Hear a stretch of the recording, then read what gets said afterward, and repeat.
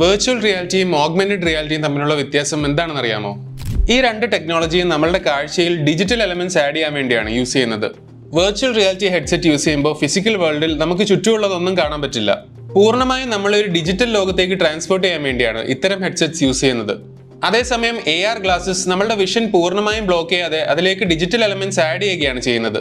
PlayStation VR2 പോലെയുള്ള VR headsets ഗെയിമിങ്ങിനും എന്റർടൈൻമെന്റിനും വേണ്ടിയാണ് കൂടുതലും യൂസ് ചെയ്യുന്നത്. ചുറ്റും നടക്കുന്നത് എന്താണെന്ന് കാണാൻ കഴിയാത്തതുകൊണ്ട് ഇത്തരം ഹെഡ്സെറ്റ്സ് യൂഷ്വലി ഒരു മുറിക്കുള്ളിൽ മാത്രമാണ് ഉപയോഗിക്കാറുള്ളത്. പക്ഷേ റീസെന്റ് അനൗൺസ് ചെയ്ത Google XR പോലെയുള്ള AR ഗ്ലാസസ് നമ്മുടെ ഡേ ടു ഡേ ലൈഫിൽ കൂടെ ട്രാവൽ ചെയ്യാൻ വേണ്ടിയാണ് ഡിസൈൻ ചെയ്തത്.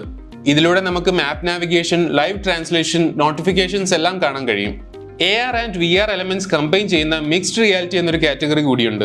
ഇതിനൊരു ഉദാഹരണമാണ് ആപ്പിൾ വിഷൻ പ്രോ. സ്മാർട്ട് ഫോൺസിന് ശേഷം ഏറ്റവും പോപ്പുലർ ആവാൻ പോകുന്ന ടെക്നോളജി ഇത്തരം വെയറബിൾ ഡിവൈസസ് ആയിരിക്കുമെന്നാണ് മെറ്റയുടെ CEO ആയ മാർക്ക് സക്കർബർഗ് പറയുന്നത്.